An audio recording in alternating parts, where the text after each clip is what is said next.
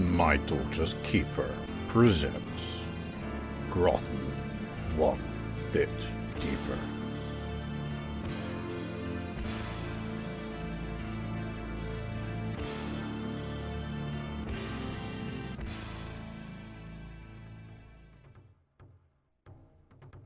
It's dangerous to go alone. Grotten is a vast underground network of tunnels and chambers, hiding dark secrets and even darker entities. Who knows what dwells down here in this forgotten labyrinth? Many a foolhardy soul have ventured down here through the centuries. Few have returned, and those that have dare only whisper of the unspeakable horrors they encountered. There's still time for you to turn back. What are you searching for, traveler? Wealth? Renown? Glory? You fool. All you will find down here is your own demise. But so be it. Godspeed to you. Go now, traveler. Grotten awaits. Now, I should warn you, this is not a very forgiving game. We'll see how far we get, and just go along with it. Now, before you descend into the labyrinth that is the Grotten, we need to know who's descending. And seeing as this is a roll-up character creator, and last time, I'm pretty sure Tilly won the toss, I think we'll have Morgana go first this time round. Yay! Now, for your abilities, you want to roll 2d4, and whatever your first roll is, you take it away from the second. Oh, before then. So 2. You had 2, and then what's that one? 4. Right, so your first one ability is strength, so you've got 2 strength. Right, okay, again, roll your Pyramid of Shame twice. 2. Bless you. Okay. And 1. So 0. Alright, okay, so your next ability, which is agility, is a 0. And then we've got your presence, which has to do with ranged fighting, spellcasting, and bargaining. So let's have another 2d4s. Okay. 4. 2. So 2. Ooh, no, minus. That's going to be -1, isn't it? And then finally, toughness, which is for resisting poison, disease, and endurance. Let's see how you do there. I want to get a microphone. 2. 1. Finally, for your base stats, let's have you roll 6 points plus roll a d6. 1. Okay, and then minus your toughness, which was 0, which means you've actually got 7 hit points. That's very good. Nice. And then finally, for luck, roll your d4. 2. That's 2 points of luck then, which may come in handy, because that'll allow you to re-roll and do some other good things. Tilly. I get 4. Yep. And 2. Right, okay. You take 2 away from 4, and you get 2. So you've also got 2 strength to start with. Okay, and again, just there. A 2. Yep. And a 3. Ooh. So 1. 3 from 2. That's -1. Okay, let's roll again. 2. Yep. 2. That is definitely going to be 0 then. Okay, right, roll again. 1. Mm-hmm. And 3. Ooh. That's -2. Okay, let's just do your luck a minute, because that's another pyramid roll. Let's find out. Oh, you get 1 point of luck then. That gives you 1 chance to do maximum damage or re-roll. Okay, so you can put that one away now. Roll a d6. Ew. So it's 6 plus 2 is 8, plus your toughness, which is -2. So you get 6 hit points. I got higher than you. Why? I got 7. Doesn't matter. Let's find out what armor you're carrying, or wearing, shall we say. Okay. That will be a d6 roll now. 1.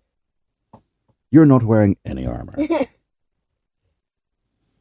Tilly. Oh, you're not wearing any armor either. Not a very good start.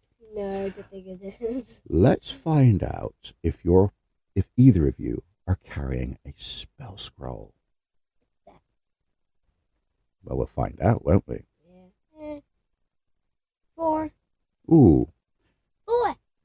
2 4s. Excellent. Well, in that case, you are both carrying elemental missile, which does a d8 of damage. We also need to work out your starting weapons, don't we? Yes. Okay. So let's have d6s. 2. You seem to be rolling the same. So you both start off. You have a choice of daggers, staffs, or clubs. Staff. Okay, so you've got a staff. What about you, Tilly? Do you want a dagger, a staff, or a club? A dagger. You've got a dagger, and that does a d4 of damage. You're also carrying a ranged weapon. Okay. So let's have a d6. Again. Yep. 3. Ooh, 6. ooh. Finally got some difference here. Right, well, Mo, you've got a choice of a short bow, a throwing axe, or a bladed boomerang. A throwing axe. Okay, which does d6 damage. Tilly, you've got a choice of a longbow or a javelin. That. Yep, so you've got a javelin, which will do also d6 damage. Right, before we descend into the dungeon, into the Grotten itself, who are our intrepid explorers? Morgana, who will you be playing? I will be playing Noelle. Ooh, okay. And what about you, Tilly? What's the name of your character? Crystal. Good. So Noelle and Crystal, a pair of intrepid adventurers, are descending into the Grotten. Now, the way this game works is every time you make a move, you have to take one of these tiles. Now, the tiles have door symbols on them. Some of them will have locks on them, which means you either need a key or a very strong ability to smash through the door or use some kind of magic or other item that you might find whilst you're down here. But for now, as we enter, we get introduced to the first rule. And that's every time you enter a square, you have to roll to find out what's in the square Okay. and what's in the room in general. Let's have rock, paper, scissors to find out which of you actually goes first. Hey, Tilly wins. Okay. In that case, Tilly, if you'd like to roll 2d6 in order to make up a number so we can find out where we're going. A 6 and a 2. Ooh, 62. As the heavy wooden door creaks open, a blast of stagnant air rolls over you, thick with the stench of old blood, rotting flesh, and something coppery and sour that clings to your tongue. The chamber beyond is dim, lit only by a dying torch sputtering in an iron sconce. The walls are stone, but stained dark and glistening where moisture and worse have soaked into them. Instruments of pain lie scattered about. Racks, spike chairs, hooks suspended from iron beams, chains dangle lazily from the ceiling, some ending in manacled wrists now bone-white with age, and others still slick and disturbingly fresh. On the cold floor sprawls a hulking figure, the torturer, snoring in a pile of straw and grime surrounded by the trophies of his craft, severed limbs, gnawed bones, and one too clean cleaver resting in a stained cloth. Even in slumber, he breathes like a monster, rasping, ragged, as though choking on something only he can see in his dreams. The question is, can you avoid waking him? You need to do a presence test to sneak past and grab a flail. If woken up, he will attack you. Right, let's have this presence test to see if you can sneak past the guards. D20s, please. 2. Ooh, 18. you pass. However, Noelle trips over the guard. Who are you? What are you doing in my dungeon? I think I should torture the answers out of you.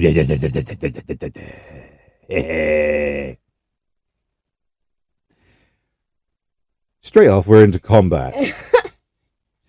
Tilly, you have successfully snuck past him and managed to grab a flail off of him. So that's another weapon you've got to choose from, which does D8 damage. But I am going to need Mo to roll me a D6 to find out if he goes first or if you go first. Okay. 3. Ooh, the enemy gets to go first. No. I'm afraid the torturer gets to swing at you first. But of course, he does discover that he's missing his favorite flail because Crystal has already stolen it from him, and he pulls out a whip. Ooh, and hits you for 4. You don't have any armor. No, I don't. How many hit points have you got? 7. Yeah, so you're down 4 hit points. You've only got 3 now. Can I attack him? Yes, you can. Just need... what weapon do you want to use to attack him with? Do you want to use your dagger or do you want to use your newly found flail? You want to use the flail? Yes. That's fine then. That's a D8. What? Well, you hit him. You hit him for 1. And you do 1 point of damage to him. He's like, oh, that hurt. Which gives it gives Noelle a chance to attack. Yay! You've got your staff. So that'll be a D4 of damage, won't it? Yes. That's a pyramid of damage. 1. Ooh. Again, you hit him. Oh, I don't like you too. And he's going to attack you again. Okay. For 1. I'm afraid Noelle is going to get another point of damage. Was that, how much was that? 1. Down to 2 now. Yeah. But that means Tilly is up again. And if she wants to have another go with the flail, perhaps you weren't quite sure of it last time. Yeah, I used it again. Now you've got a feel for it. So give it a good run up. Ooh, you hit him for 3. This time you've done some damage to him. You've taken out his knee. And he goes, my leg. He's looking really badly injured now. And Mo, what's Noelle going to do now? I'm going to use my axe. Okay, that's a throwing axe. That's a D6. Sorry. Ooh, yep. You throw it, and you watch it sink into his head. You watch his eyes cross as he then falls flat on his face, dead. There you go. You survived your first encounter in the Grotten. Unfortunately, this is an unforgiving place. Now, you can choose to loot the room, but I should warn you that there could be other things in here. So, do you want to loot the room, or do you want to just continue on? I haven't got any damage, so I want to loot the room. Yeah, loot. Yeah, loot the Okay. room. Well, immediately you find 6 pieces of silver. 1, 2, 12. You find a club, which is worth 20 silver when you get out of here, and it also does a d6 of damage. Nice. So if you want to write that down, you have yet another weapon available. Okay. Well, Tilly went first, which now means that Mo gets to choose in which direction we go, because this is still the starting square. You have a choice of going north, east, or west. Okay, west. Right, we have a room. Okay. It's a room square. But we need to find out what this room square is. So, would Noelle like to roll another 2d6 and we'll find out what this room is? 2, 3. 23. You're standing in a room lined with mirrors. Hundreds of them. Floor to ceiling, edge to edge. Not one is clean. They're streaked with handprints, fogged with breath, and smeared with something darker, sticky, encrusted in the corners. Your reflection stares back, but not as you are. The faces are stretched into grins you didn't make. Your eyes blink too slow or not at all. One version of you twitches slightly at a time. Another has too many teeth. When you move, some don't follow. Each step sends a whisper shivering down the glass. You can't hear words, but your bones feel them. The air here is taut with tension, like the room itself is holding its breath, and every mirror begs to be broken. Okay, then. Right. We need a toughness check. So that's a d20. D20 plus your toughness, and it has to be at least a 12. 19 on a 0. Oh, that's 19. That's an excellent pass. What did Tilly get? 10. And your toughness? What's your toughness? Toughness -2. Ooh, yeah. So that's 8. Whilst Noelle smashes the mirror, Crystal suddenly finds her face to face with a mirror version of herself. Roll me a d6. 2. Which means evil mirror version of Crystal gets to go first. Your main weapon was a dagger, wasn't it? Yeah. So that's just a d4. Ooh. It hits you for 3. So you lose 3 hit points. You are now down to half. Right. Noelle's up.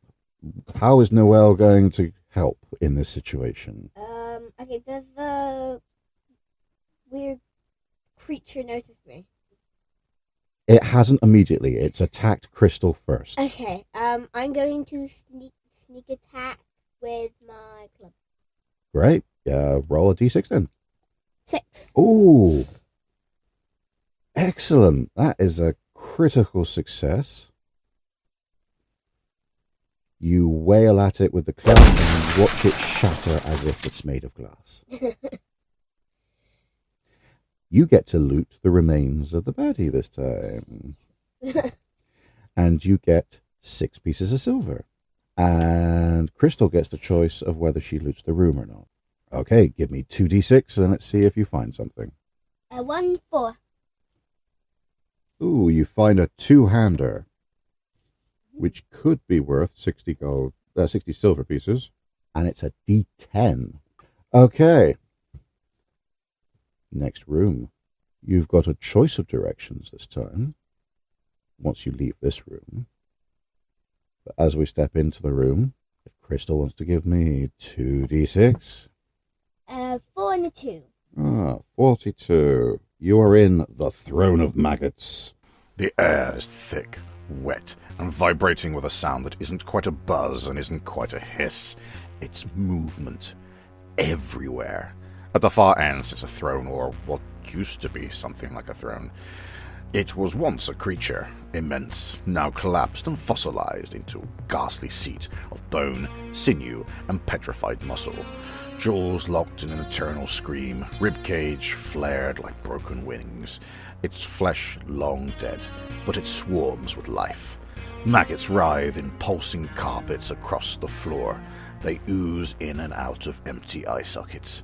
They pour from holes in the ceiling. You feel them before you see them, wriggling along your skin, into your clothes. They want in. You both gain a scroll. Okay. Grub's worm.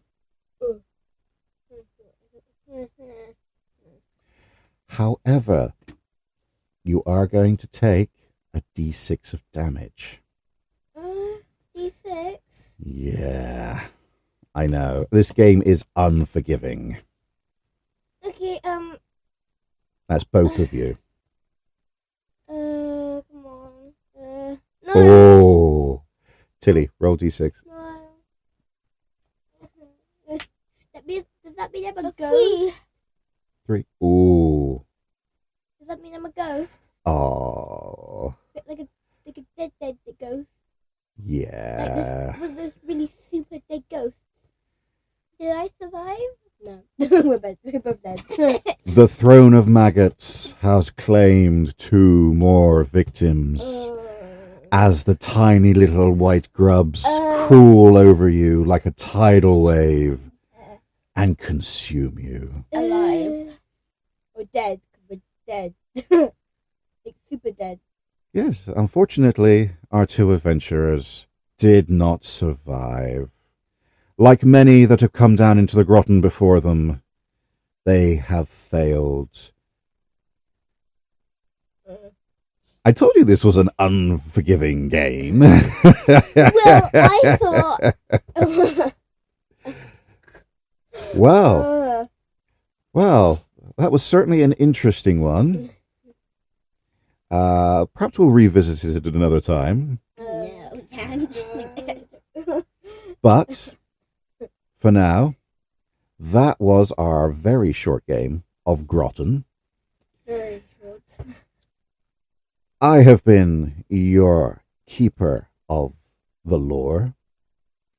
I have been the player what chose the anime name, and I'm the person who literally loots stuff. And we'll see you again very soon. Bye. Bye.